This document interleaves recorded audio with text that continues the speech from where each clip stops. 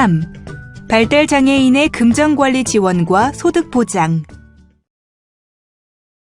이번 시간에는 금전관리의 중요성, 수입관리 지원, 지출관리 지원, 발달장애인 소득 보장을 위한 자산 형성 지원, 장애인연금 지원 정책에 대해 학습하겠습니다.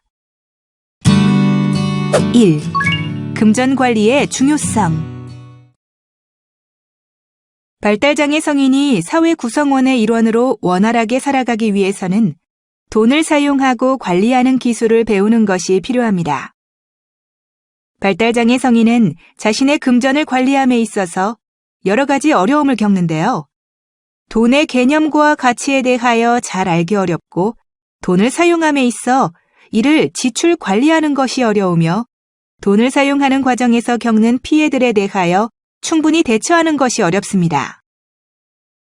하지만 금전관리는 매우 중요한데요. 따라서 돈을 버는 방법, 돈을 보관하는 방법, 돈을 저축하여 사용하는 방법, 자신의 돈과 다른 사람의 돈에 대한 구분 등 돈의 다양한 기능과 관리 방법에 대해 알려주는 것이 필요합니다. 경제활동은 보통 취업해서 직업을 통해 돈을 버는 것을 말하며 자립생활의 기초가 됩니다. 발달장애 성인들은 패스트푸드점 및 카페 등에서 서빙 및 청소, 물품 정리, 활동 보조, 조립, 세차, 도서관 도서 정리 업무 등 단순 기술 직종뿐 아니라 화가, 음악예술인 등 다양한 직종으로 넓혀가고 있죠. 또 가정이나 지역사회에서 하는 비경제 활동이 얼마나 가치 있고 소중한지 알려줄 필요가 있는데요. 설거지, 청소, 심부름, 지역사회에서 쓰레기 줍기, 배식하기 등 지역사회에서의 비경제 활동을 통해 마을이나 다른 사람들을 위해 할 수 있는 일이 있는 것이 얼마나 뿌듯하고 행복한 일인지를 알게 되면 인간으로서의 자존감이 많이 향상될 것입니다. 발달장애 성인의 금전관리 수준을 파악하는 것이 중요한 이유는 금전으로 인해 발생할 수 있는 문제를 사전에 예방할 수 있고 체계적으로 수입과 지출을 관리할 수 있으며 자녀의 필요 수준에 맞는 금전관리 방법에 따라 지원할 수 있기 때문입니다. 발달장애인의 금전관리 능력평가 척도를 통해 자녀의 금전관리 수준을 파악하고 그 결과에 따라 금전 지원을 하게 되면 자녀의 금전관리 수준을 향상시킬 수 있을 것입니다. 2. 수입관리 지원. 수입에는 급여, 사회보장비, 기타 수입이 있습니다. 급여는 급여 명세서의 급여 총액, 공제액, 실지급액을 반드시 확인해야 하고 사회보장비는 생계급여, 장애인연금 등으로 기초생활수급자에게는 생계급여와 주거급여를 합산하여 각 원수에 따라 보호자의 통장으로 입금이 됩니다.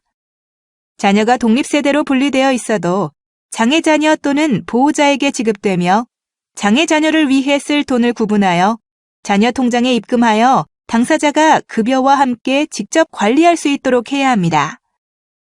기타 수입에는 후원금, 용돈, 이자 수입 등이 있으며 교육비, 치료비 등 지출 용도가 정해져서 후원을 받을 때는 용도에 맞게 써야 합니다. 수입 관리는 핸드폰이나 컴퓨터 사용이 가능한 경우 가계부 어플을 다운받아 사용합니다. 예산, 지출, 카드, 통계가 가능하고 내역을 추가, 수정, 삭제하여 사용할 수 있으며 구글 플레이나 앱스토어에 가계부 어플을 입력하면 다양한 어플을 고를 수 있습니다. 전자기기 사용이 어려운 자녀는 금전출납부에 수입 내역을 직접 기록하여 관리하고 금전출납부 기록이 어려울 경우에는 수입 통장 앞에 수입 내역을 메모하여 붙이도록 합니다. 수입은 금융기관을 이용하여 관리합니다. 금융기관은 발달장애인이 이용하기 쉬운 집이나 직장 근처를 선택하고 주거래 금융기관을 두어 금융서비스 이용 과정에서 발달장애인을 배려해 줄 수 있도록 합니다. 통장 개설을 할 때에는 필요한 서류, 신분증, 도장 등을 지참하고 자녀의 금전관리 능력을 고려하여 통장과 카드의 유형을 선택하여 발급 신청을 합니다. 효과적인 수입 지출 관리를 위해 수입 통장, 지출 통장, 적금 통장으로 구분하여 사용하고 ATM 기기에서 필요할 때마다 현금을 찾아 쓰거나 통장 정리 등 다양한 금융 업무를 처리할 수 있도록 합니다. 자녀가 ATM 기기를 편리하게 이용할 수 있는 장소를 선택하고 ATM 기기 사용 방법을 지도하여 스스로 이용할 수 있도록 합니다.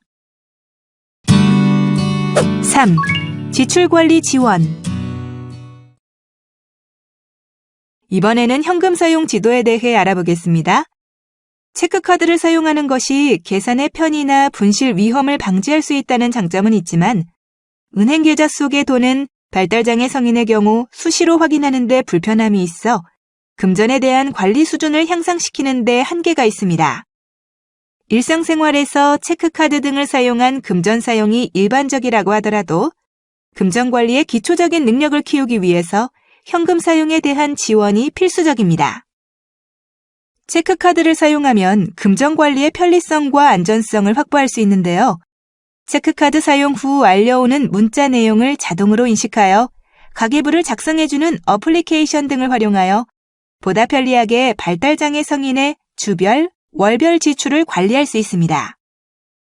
체크카드는 반드시 뒷면의 서명란에 서명을 기재하여 사용해야 하는데요. 체크카드를 분실하거나 도난당하여 타인이 사용하는 경우 체크카드에 서명을 했다면 분실 신고 후 60일 이전까지 사용한 부정사용액에 대하여는 보상 청구가 가능합니다. 하지만 비밀번호를 타인에게 알려주거나 가족이나 타인에게 카드를 빌려줘서 부정사용이 발생한 경우 도난 및 분실을 인지하고도 늦게 신고하는 경우에는 보상을 받을 수 없습니다.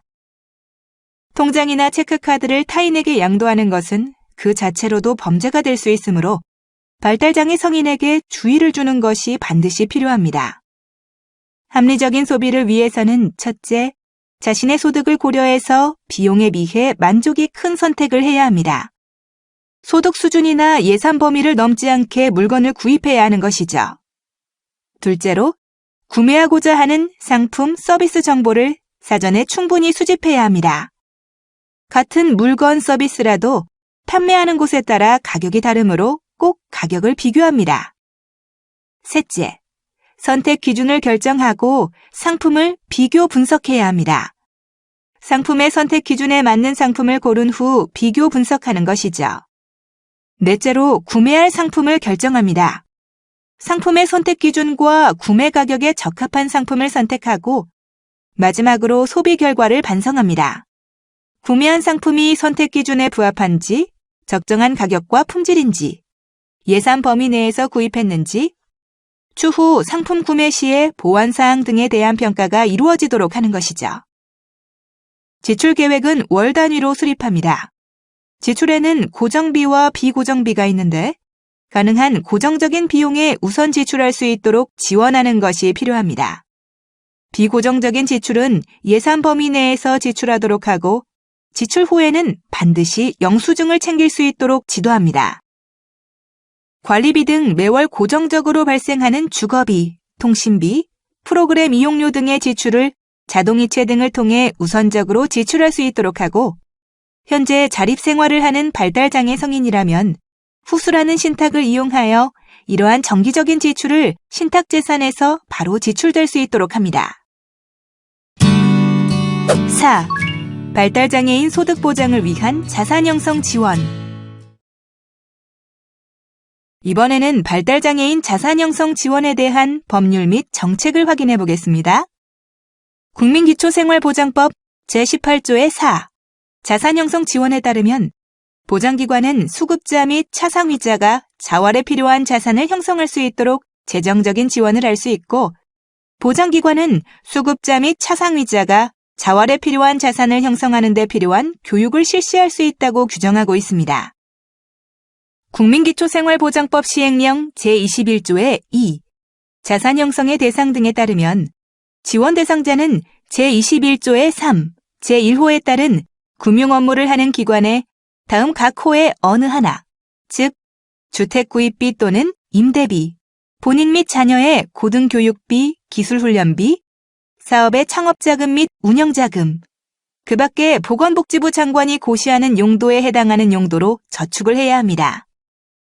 그리고 보장기관은 제3항에 따라 저축을 하는 지원 대상자의 자산 형성을 지원하기 위하여 보건복지부 장관이 정하여 고시하는 바에 따라 지원금을 적립해야 하고 지원 대상자에게 채무관리, 자산관리, 신용관리, 재무설계 등의 교육을 할 수 있으며 지원 대상자가 제5항에 따라 지급받은 지원금을 제3항 각 호의 용도와 다르게 사용하거나 제6항에 따른 교육을 받지 아니하면 지원금을 회수할 수 있다고 규정하고 있습니다. 국민기초생활보장법 시행규칙 제32조의 4. 자산형성 지원의 신청 등에서는 법 제18조의 4, 제4항에 따라 자산형성 지원을 신청하려는 사람은 자산형성 지원 신청서를 거주지를 관할하는 시장, 군수, 구청장에게 제출해야 하고 제1항에 따른 신청을 받은 시장, 군수, 구청장은 수급자 가구 및 차상위 계층에 속하는 사람의 가구의 사업소득, 근로소득 및 가구원수 등을 고려하여 자산형성 지원 여부를 결정하고 그 결과를 신청인에게 문서로 통지해야 한다고 규정하고 있습니다. 그리고 아동복지법 제42조 자산형성 지원사업에서는 국가와 지방자치단체는 아동이 건전한 사회인으로 성장, 발전할 수 있도록 자산형성 지원사업을 실시할 수 있고 제1항에 따른 자산형성 지원사업을 하여야 할 아동의 범위와 해당 아동의 선정관리 등에 필요한 사항은 보건복지부령으로 정한다고 규정하고 있습니다. 마지막으로 국민기초생활보장법 시행령 제28조 소득보장에서는 국가와 지방자치단체는 발달장애인의 특수한 어려움을 고려하여 발달장애인이 적정한 생활 수준을 유지할 수 있도록 장애인 연금제도 등 관련 장애인 복지제도의 개선을 위하여 노력해야 한다고 되어 있습니다.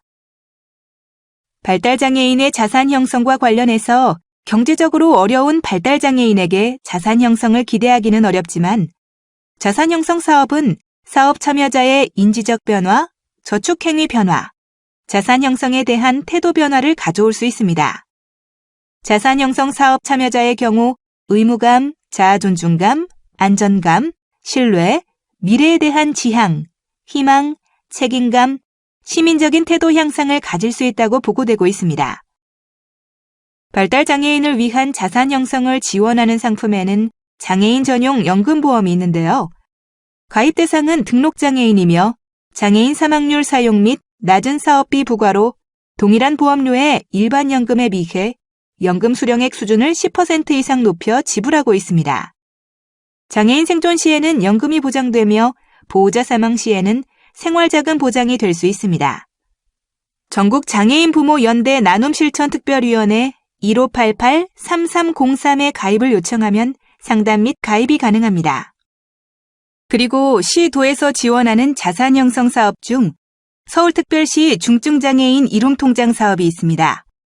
서울시에 거주하는 중증장애 청년의 성인기 준비와 자립 씨앗 자금을 모으는 통장으로 참가자가 3년간 매월 일정액을 저축하면서 서울시에서 매칭 지원금 15만 원을 더 저축해주는 통장 사업입니다.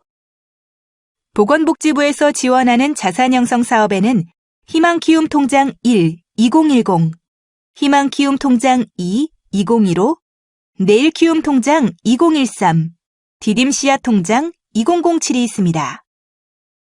희망키움 통장 1, 2010의 지원 대상은 일반 노동시장 취창업한 생계의료수급 가구로 기여 방식은 매칭이고 기여액은 월 10만 원입니다. 지원액은 근로소득 장려금 3인 가구 기준으로 지원되며 가입기간은 3년 이내 탈수급 조건입니다. 수령액은 평균 약 1,700만 원이 적립되며 주거, 교육, 취업, 창업 등 자활에 필요한 용도로 사용됩니다. 희망키움 통장 2, 2015의 지원 대상은 소득 인정액이 기준 중위소득 50% 이하인 주거, 교육급여 수급 가구 및 차상위 계층으로서 현재 근로활동을 하고 있는 가구입니다. 매칭 방식으로 기여하며 기여액은 월 10만 원입니다. 지원액은 근로소득 장려금의 본인 저축액과 1:1이며 통장 3년 유지 및 교육 이수 조건이 있습니다.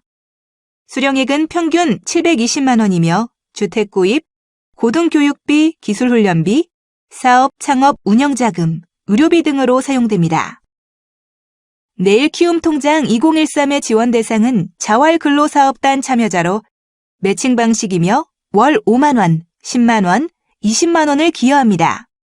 지원액은 내일 근로장려금이며 가입기간은 3년 이내 일반 노동시장 등으로 취입 창업 및 교육연수 이수를 조건으로 합니다. 수령액은 평균 1,368만 원이고 주택 구입, 고등교육비, 기술훈련비, 사업 창업 운영자금, 의료비, ISA 상품 가입, 국민연금 본인부담금 가입 및 결혼자금 등에 사용합니다. 디딤 씨앗 통장 2007의 지원 대상은 18세 미만의 시설보호아동, 가정위탁보호아동, 공동생활가정, 장애인 시설보호아동, 가정복귀아동, 수급자 가구아동으로 매칭 방식으로 기여하며 기여액은 월 4만 원에서 최대 월 50만 원입니다. 지원액은 월 4만 원 내에서 1:1 매칭 지원하며 가입기간은 만 18세까지입니다. 수령액은 최대 1,936.1만 원으로 대학학자금, 기술자격 및 취업훈련비, 창업지원금, 주거비, 의료비, 결혼자금 등으로 사용됩니다.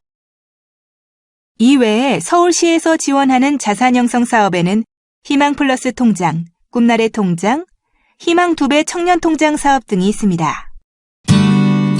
5. 장애인 연금 지원 정책. 장애인 연금 제도는 장애로 인하여 생활이 어려운 중증 장애인의 생활안정 지원과 복지 증진, 사회통합 도모를 위한 소득 보장 정책으로 중증 장애인의 근로능력 상실 또는 현저한 감소로 인해 줄어드는 소득과 장애로 인한 추가 비용을 보전하기 위해 매월 일정액의 연금을 지급하는 사회보장 제도입니다. 장애인 연금법에 의해 보장되며 물가 상승률 등을 반영하여 매년 인상된 연금을 받을 수 있습니다. 장애인 연금 대상자는 만 18세 이상의 등록한 장애인 연금법상 중증 장애인 중 소득 인정액이 보건복지부 장관이 매년 결정 고시하는 금액 이하인 경우로 2019년 단독 가구는 122만 원, 부부 가구는 195만 2천 원을 지원합니다. 장애인 연금액은 기초급여와 부가급여로 나뉘는데요.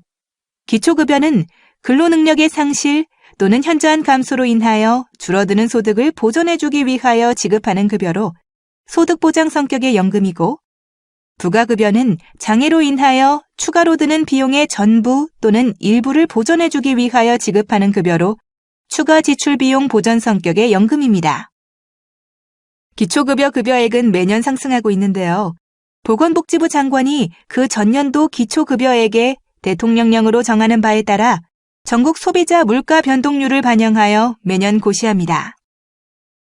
65세 이상인 경우에는 동일한 성격의 급여인 기초연금으로 전환하고 기초급여는 지급하지 않습니다. 따라서 기초급여는 만 65세가 되는 달에 전달까지만 지급하고 만 65세가 되는 달부터 기초연금을 지급합니다. 그리고 부부가 기초급여를 받는 경우 감액하는데요. 단독가구와 부부가구의 생활비 차이를 감안하여 부부가 모두 기초급여를 받는 경우 각각의 기초급여액의 20%를 감액한 40만 원을 지급합니다. 초과분 감액은 약간의 소득 인정액 차이로 기초급여를 받는 자와 못 받는 자의 소득 역진을 최소화하기 위해 기초급여액의 일부를 단계별로 감액하는 것입니다. 초과분 감액 대상자는 소득 인정액과 기초급여액의 합이 선정 기준액보다 크거나 같은 경우이며 부부 2인 수급자의 경우 초과분 감액 대상자는 소득 인정액과 부부 감액한 기초급여액의 합이 선정 기준액보다 크거나 같은 경우입니다.